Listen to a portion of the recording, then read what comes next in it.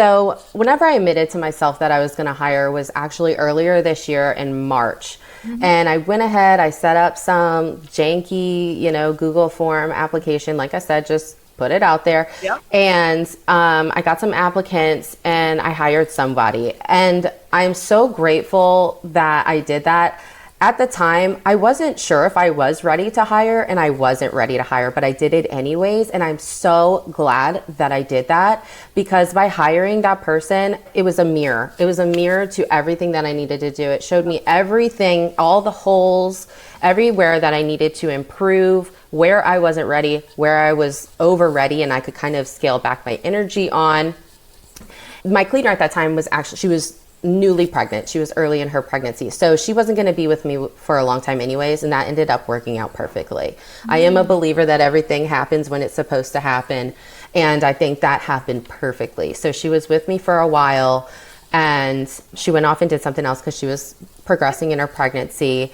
And that gave me time. I didn't hire again after that. I took time and I worked on all of those things that I saw that I needed to work on.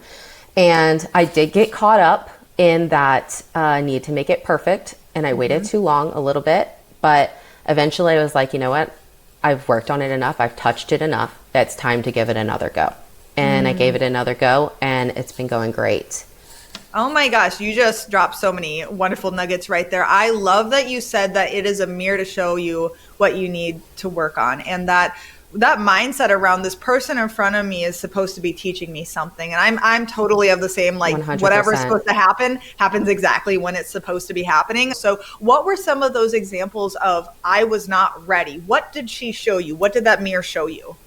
So I had no idea how I was going to train this person. I just kind of fell into it. I was like, I know what to do, so it's going to come out one way or another, I guess. And it did.